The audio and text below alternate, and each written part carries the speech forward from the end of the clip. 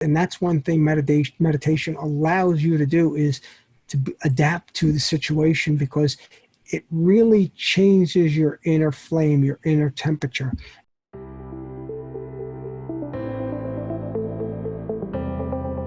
Living in a stressful world doesn't mean you have to give up on happiness. Instead, you can shift your perspective of stress and discover how to live your life in flow. Welcome to Happified. I'm your host, Susi Vine. Join me for inspiration and interviews with folks who are shining their light in the world in the areas of positive mindset, health, and wellness. I'm so happy to have you here. Hey there, friends. Are you looking for tools to resolve stress, reliable information to support your whole health, tips to help you motivate yourself and identify when motivation is fading before it happens, implementation, accountability, and someone to remind you to celebrate even the small successes, where you could find tools you can use and accountability in a community that cheers you on, where information about health trends and lifestyle is reliable and straightforward. I know that you have what it takes to up-level your health habits and restore your resilience. You just might need a boost to start building momentum. I've designed a membership where you can choose the level of support you'd like to get every month, whether it's tuning in to connect with like-minded change makers or getting personalized support with one-on-one coaching to help you chart your path to success. Check out the link for the Velocity membership at happifiedlife.com. Special pre-launch pricing is now available for premium support, but you can jump in for free if you just want to test the waters. I look forward to seeing you inside.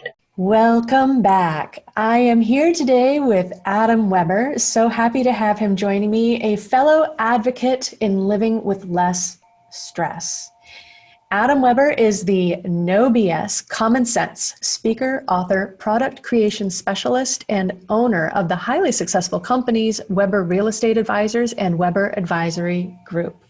Adam also helps people learn to reduce their stress through his highly celebrated meditation technique called Easy to Meditate. Adam has dedicated his life to helping others learn to meditate so they can reduce their stress without medications. Easy to Meditate is proud to include some of the most accomplished individuals and organizations as clients. He is a former corporate warrior who helps others learn to deal with their stress through his proprietary form of meditation called Easy to Meditate through either in-person or online training. Adam, a New York native, has lived in New York and in the Midwest, and now lives in New York north of Manhattan. Adam and his wife Haley have two sons, Andrew and Daniel. When not in his home office, you can find him with his best bud Churchill, his golden retriever English setter mix, or working out. Two great ways to relieve stress in addition to meditation. To learn more about Adam, you'll be able to find out through links in the show notes. So please take a look there and learn more about what he is putting together in the book that will be coming out in January. So we will talk about that as well. Adam, thank you so much. I'm so happy to have you with me. Thank you, Susi. Thank you for having me.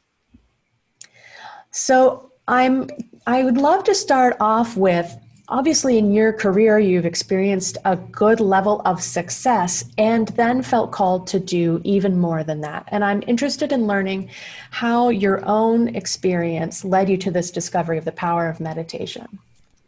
Well, while spending 25 years in the corporate real estate market in New York City, which is a highly stressful environment, I was diagnosed with a progressive form of multiple sclerosis. And on top of the stress that comes with a corporate job or corporate career, and in fact, raising two children, being married, and doing all that, being diagnosed with a progressive disease that doesn't end well. It doesn't kill you, but it will hurt you. It will debilitate you. And as somebody, now I've had it for more, or diagnosed having had it for more than 10 years, the effects that I had only read about start to come to fruition. And you say, Yep, I get it now. And now you realize why maybe you're frustrated, you're angry, you're upset, why you're walking the way you do, why you trip over air, things like that. Um, and so the reality of it sets in, and it's not a fun reality. It's a very stressful reality because, as you had mentioned, I live north of Manhattan, a very active area with two young children, and I'm married, and having having challenges at time that most others wouldn't have. Um, it gets very stressful and very hard on you. And simultaneously, having dealt with my wife having had cancer twice, and my youngest son being born premature, so and having had 8 surgeries. So it's not about me, but about them. But it's a very stressful time when you're trying to juggle it all. Yes, exactly. And just as you're saying, that list of experiences that you have been through is unfortunately so, it's not unusual that people, one thing happens and then another. And in your case too, to live with the experience of not having an explanation for these moods or physical experiences that you were having, to go undiagnosed for a period of time until they finally were able to give you not a great diagnosis, but at least an answer. Correct. And they only found it while doing surgery on a back injury I had had from playing sports in the past. And they accidentally found it after years of going undiagnosed. So it showed up under the microscope, but never showed up on anything else. Right. And with that diagnosis, you must have been very young, unexpected, I'm sure, for them to be looking for symptoms of this Well, disease. given my history as far as health, given my history as far as the way I take care of myself, not drinking, eating well, I eat primarily and have for years a plant-based diet, not doing anything crazy with my body. They were, I think, maybe more surprised than I was. Also because I'm the son of a doctor and a nurse, so I was raised in a very healthy environment, at least according to them. Um, because that becomes subjective. That every time you burp or cough, that they give you a pill. But at the same time, I always having been in front of with my parents, doctors and nurse, there was always somebody who was able to see what was going on, and somebody you could always call and say, "Hey, I feel this or I feel that." Any idea what's going on?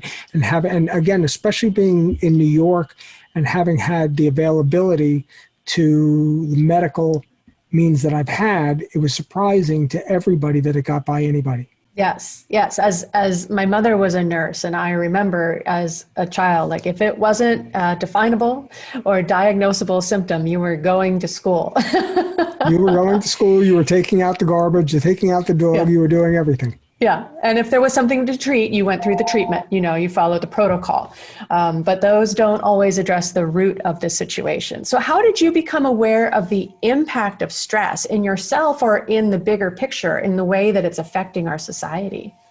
Well, it changed me, my sleeping habits, my eating habits, just generally what would annoy me or not annoy me, and people that would also annoy me or not annoy me, and the ability to be around certain circumstances. After a while, I started hiding out because things were unexplainable to me. And that is stressful itself because I've always been a very active person, a very social person. And then friends and family started saying, well, why isn't he coming to Thanksgiving? Or why isn't he coming to a party or just a general event? And because at times it had actually become an overload of stress, wondering, was I going to fall down? Was I going to hurt myself? As that had not just happened privately, but it happened in public, where one time even somebody called the police thinking that maybe I was drunk, not knowing I didn't even drink. And then you're having to explain yourself to people often, and explain yourself to family members, and explain yourself to just others in general, why somebody who is younger and was supposed to be very active was unable to do things that others were. Yes, and I imagine, as much as having community and having that support can relieve stress, when you feel like you don't have answers to give, or that there are so many questions, that just really, that ratchets up the stress. And I can respect, it's easier to hide out and isolate yourself, unfortunately, rather than, try to go through the extra effort and the work of bringing everyone up to speed and, then taking their acknowledgement as well. And when you socially isolate yourself, people want to know where you've been, how come you haven't been there, and people, family and friends want to know what's wrong, but you don't have any answers. So that becomes even more stressful for you, that you can't give any answers. But most of all, you don't have the answer for yourself, which is something that I'm at peace with now, because at least I have an answer. Right. And so how do you see, for example, in the industry that you're working in real estate, how do you see people responding to stress? I tend to feel like people still like to wear it as a badge of honor, how much multitasking they've done, or how many hours they've clocked in, or eating lunch at the desk. I'm glad you mentioned that, because that was always, when I worked in New York City, or on the outskirts of the city, that was something that majority felt was, how much did you have on your plate? How much did you have on your desk? And count the days on one hand over the more than 20 years that I was in that industry, where I was able to sit, that it wasn't a holiday party, that I was able to actually sit down and have a meal, or sit down and relax. You were always running in one direction or another. So it added to the stress. And as you said, wearing stress is a badge of honor. When you work for a high-profile real estate company like I did, Cushman & Wakefield in New York City, that stress was worn by most as a badge of honor, not by just a few. And so you felt you had to keep up with the Joneses and keep up with, the other people that you worked with. And because of that, the expectations were there. And expectations are there not just from the people you work with, but from your family or friends, to bring home a certain amount of money, to drive a certain type of car, to live in a certain size and type of house. So to be with the Joneses kind of thing, you want to keep up with them. But more than that, it becomes very stressful when you don't have answers and you're trying to formulate everything at once. Yes, and I think that's such a great point. People are unaware that this picture, this image that they feel driven to create, is boxing them into this lifestyle that demands more than they can healthfully give in order to sustain that. We get caught up in this cycle of our own making. Yeah, no, I have friends and family who work in that world, and it's expected of them to be in the mix constantly. Not taking days off, I should say, was a badge of honor. Not, cutting your vacation short, or saying, well, I know it's New Year's Day, but I'm going to work for a few hours before I watch the game, or working weekends, working nights, traveling. Did you need to get on a plane to go to a conference? Did you need to get on a call with a confrontational client that you knew would not treat you well?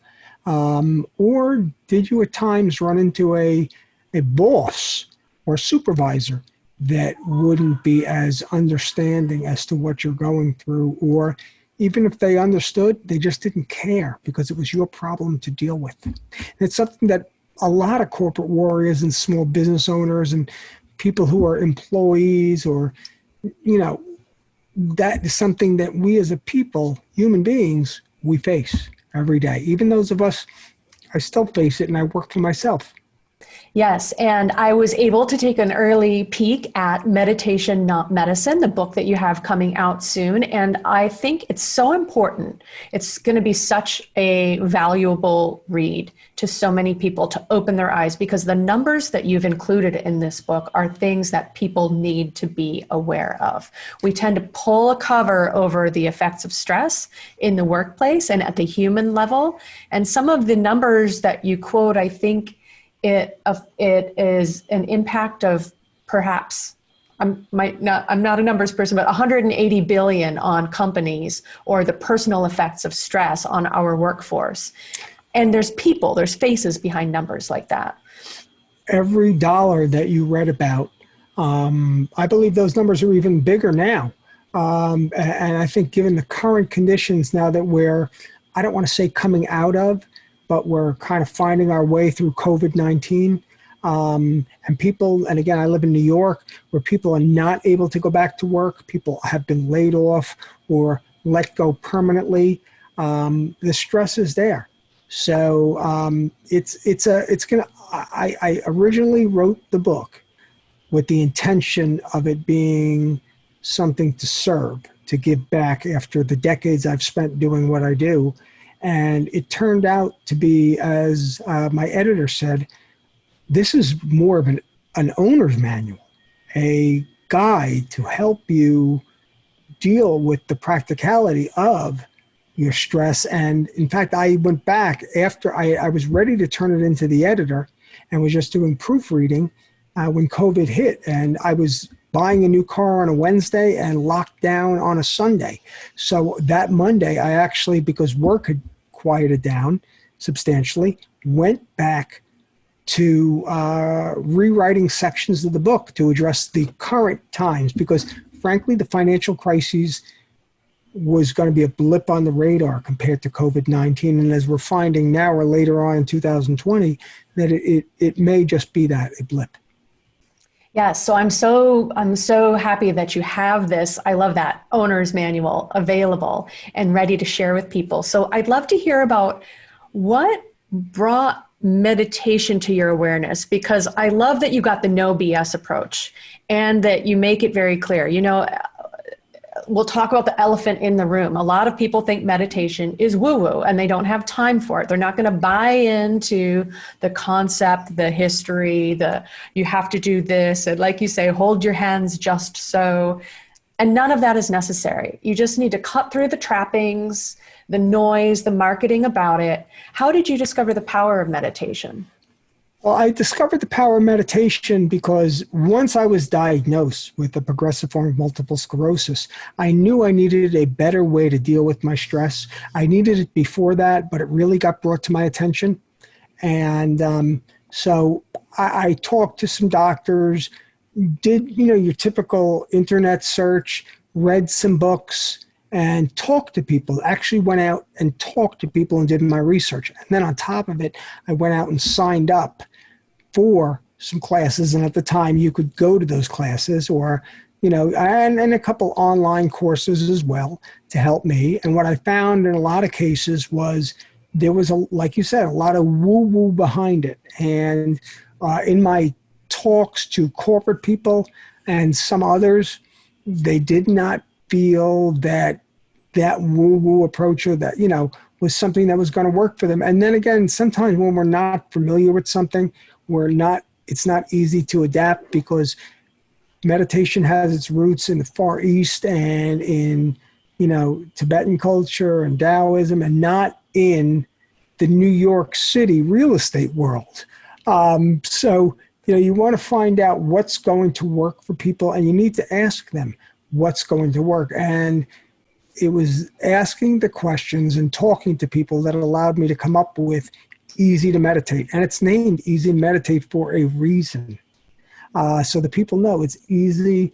Again, there's not a woo-woo approach. There's nothing wacky about it or special from the standpoint of you need to have a particular type of cushion or burn incense or in fact, that was something my editor of the book brought. He says, well, there's no discussion of cushions or incense. And I said, it's in an email back to him, I said, that's because with this type, you don't need it. All you need to do is take a seat, whether it be in your office chair, on your couch, anywhere, even if you're at Central Park, out on lunch to do.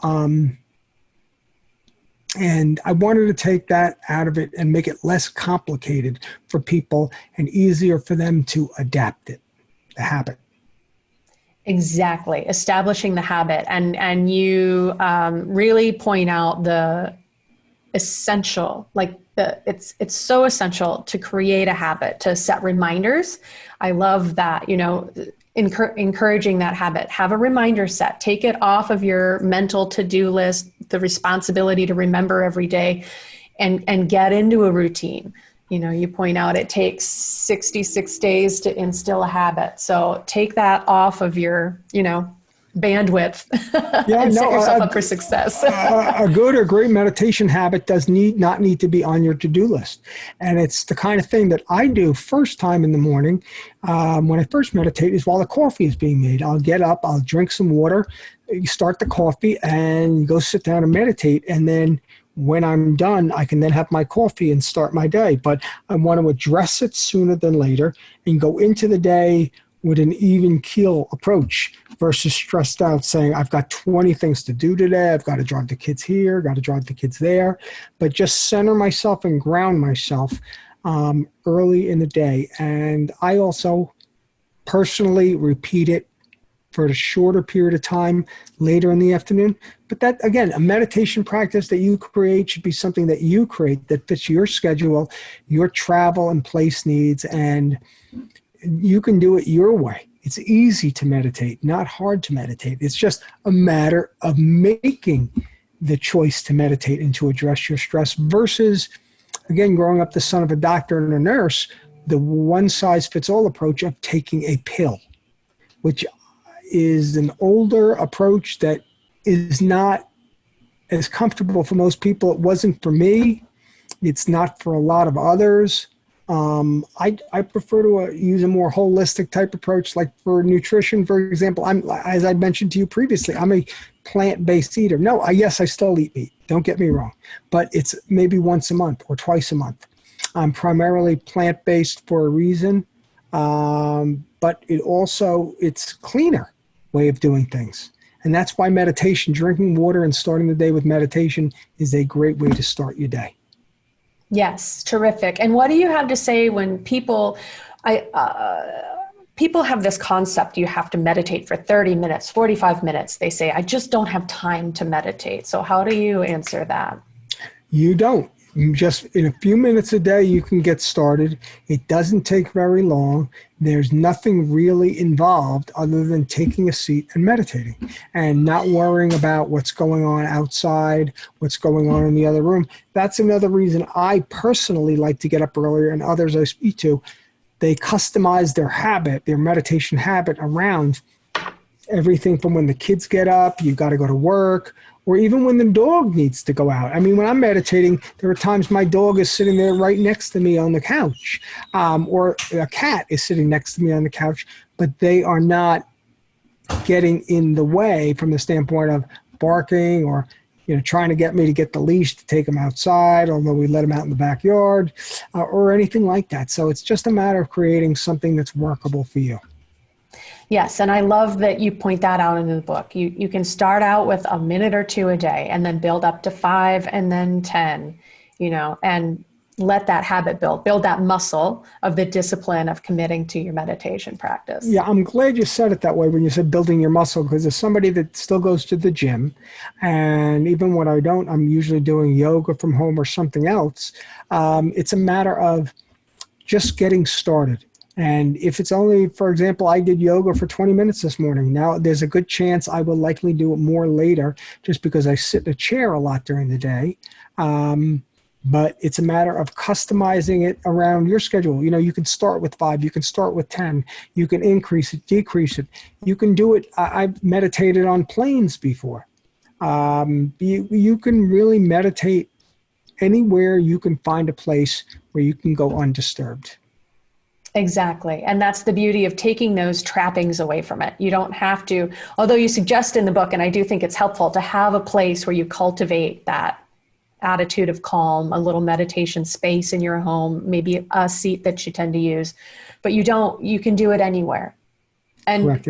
Even better, right? It serves you to be able to use that tool anytime you need it.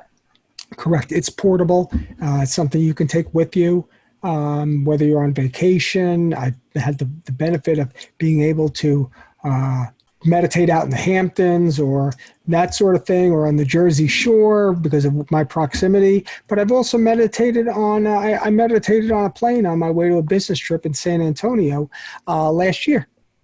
So both on the way down and on the way back. So it is, and for people who are afraid, and I'm not one, but if there are people who are afraid of flying, if you can relax and ease the stress, traveling will be a lot easier. Now, I definitely wouldn't suggest meditating while you're driving your car. In fact, I would say don't do it. But if you're on a plane, likely you're not the driver or the pilot. So yes, meditate.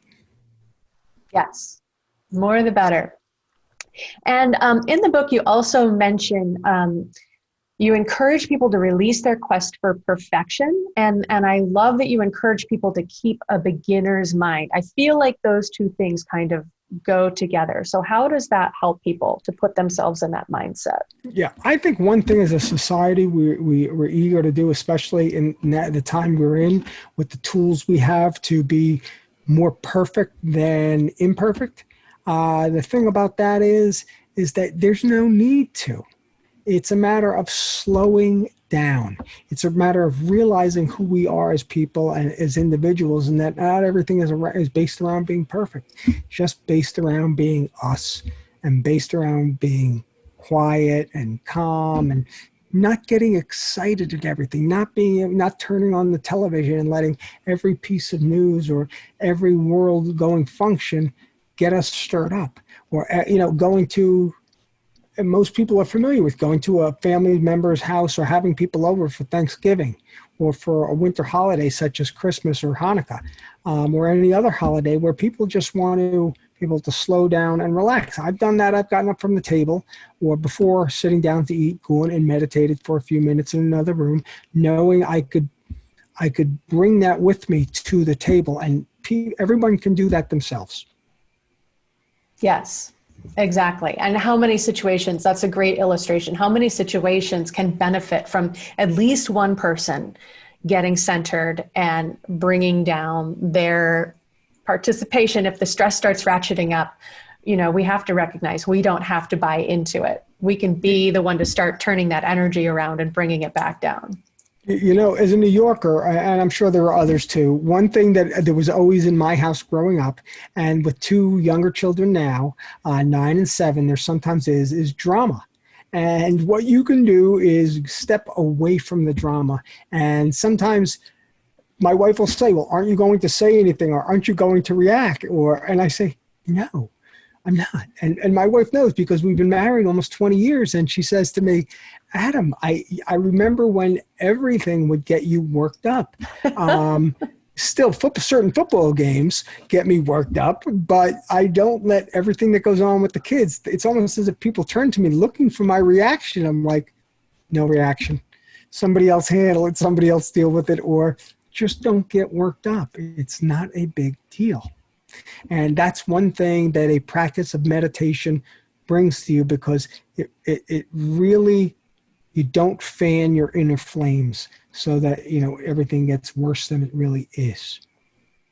Yes, exactly. And you mentioned earlier in our conversation about, your diagnosis. And I think you indicated genetically you might have been predisposed to have multiple sclerosis. And it's so important now as we recognize our epigenetics and the way that we can set the stage, for how things play out.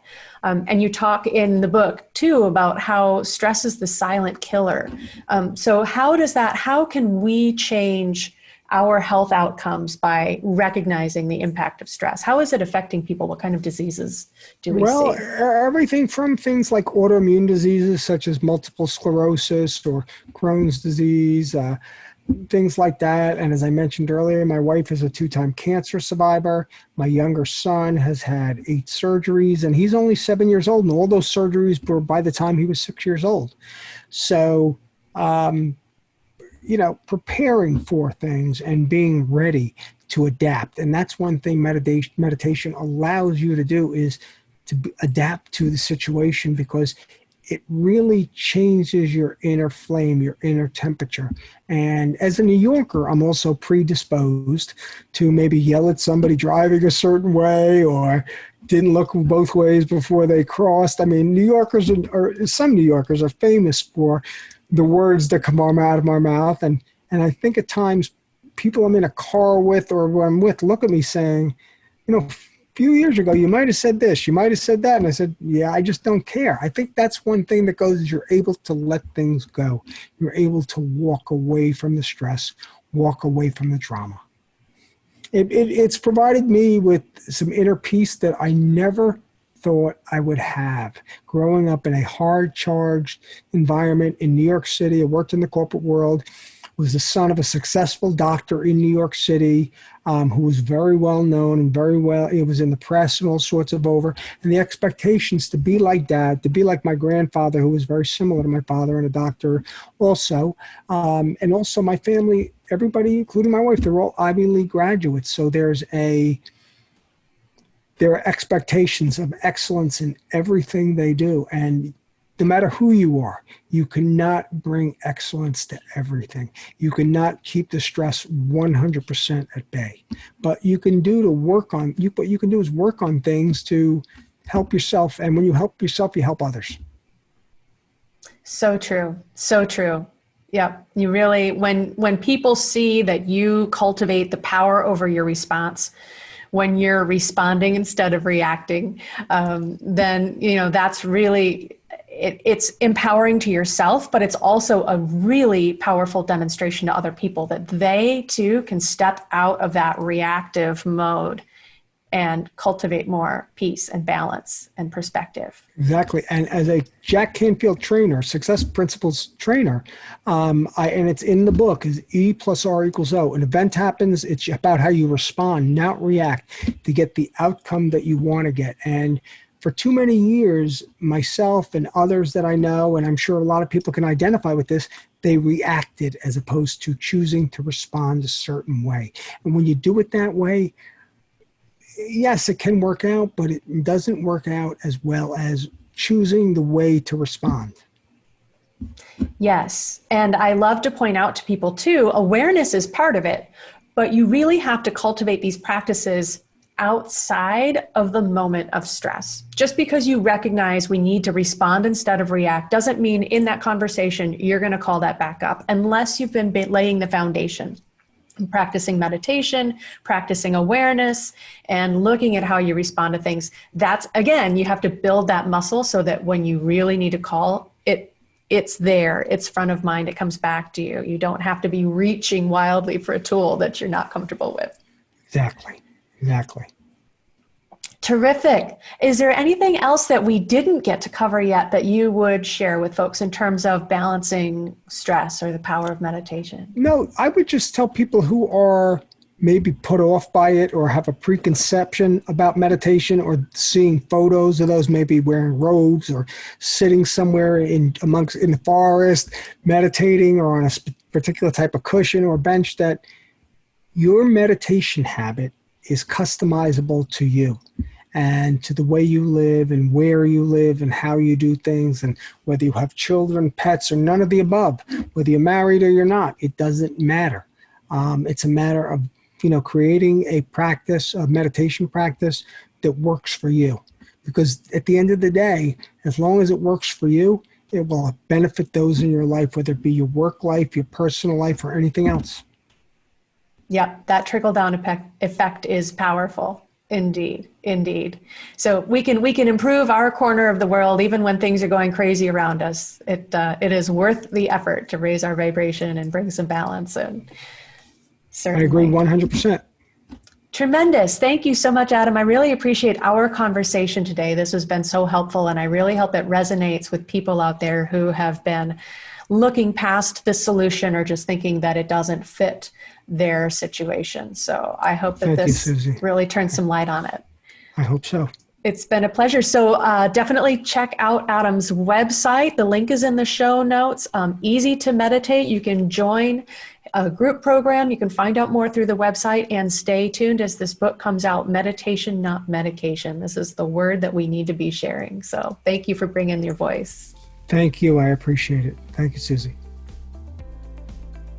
Thank you for tuning in today. Check out the show notes for any links we mentioned. To learn more about living life with less stress and more flow, visit happifiedlife.com.